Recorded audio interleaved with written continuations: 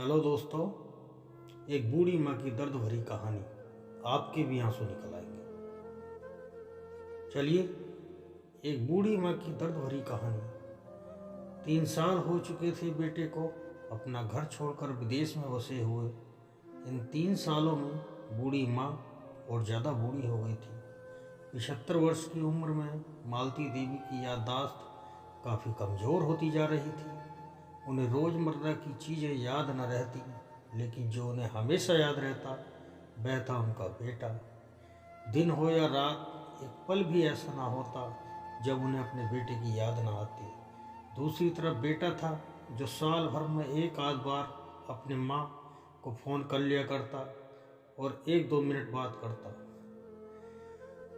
फिर भी वह बूढ़ी माँ टकटकी लगाए अपने बेटे का इंतज़ार करती रहती। एक दिन बेटे का विदेश से फ़ोन आया। हेलो हेलो, सुन रही हो ना माँ? अनिल बोल रहा हूँ, तुम्हारा बेटा। कैसी हो माँ? मैं ठीक हूँ बेटा। तुम बहू और मेरा पोता कैसे हैं? माँ ने पूछा।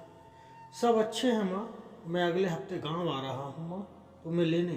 अब हम सब साथ में ही लंदन में रहेंगे। माँ बोली, तुम्हारी बहू कह रही थी माँ को यहाँ पर लेकर आओ, बेचारी अकेली वहाँ परेशान होती होंगी। बेटे ने कहा।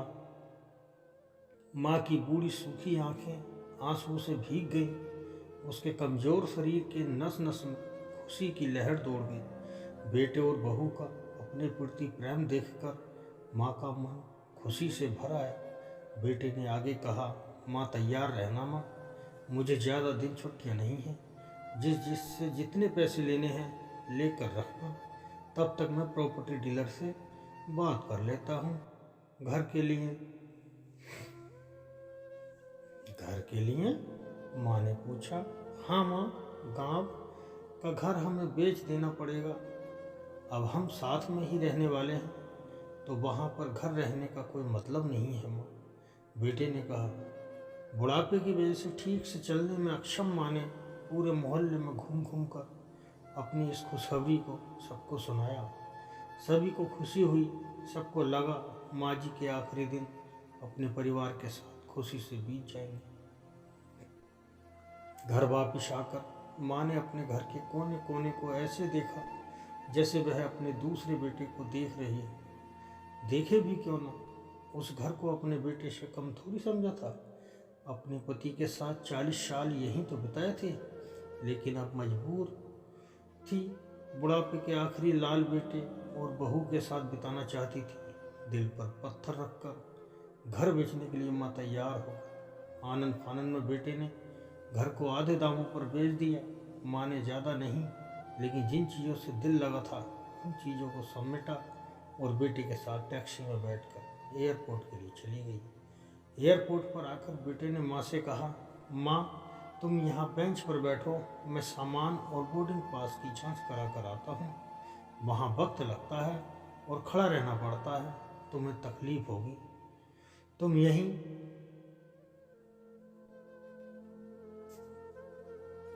आराम करो। मैं यूँ गया और यूँ आया। माँ बेंच पर बैठ गई और बेटा अंदर चला गया।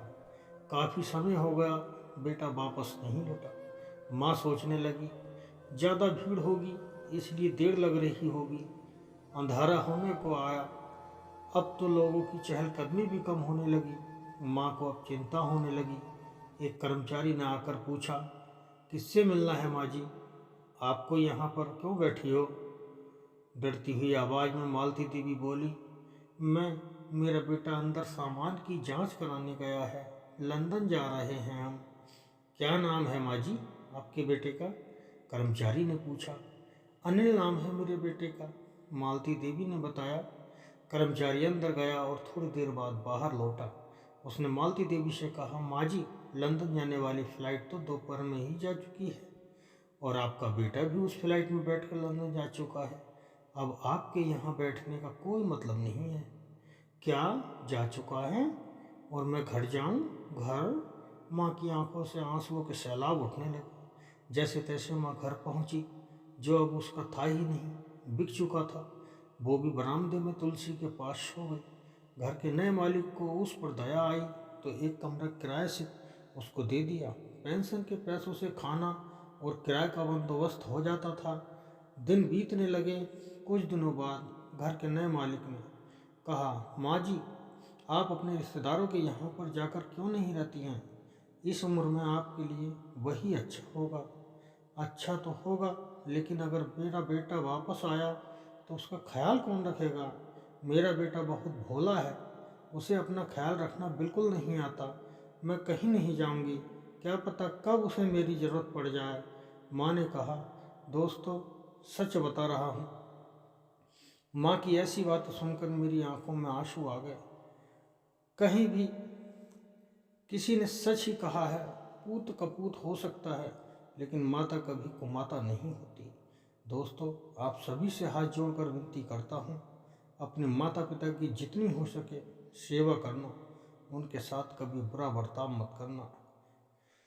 चलिए दोस्तों, अगर वीडियो मेरी पसंद आई हो, कहानी पसंद आई हो, तो इसको लाइक करना, शेयर करना और जो नीचे लाल वाला बटन है उसको ज़रूर दबाना प्लीज़।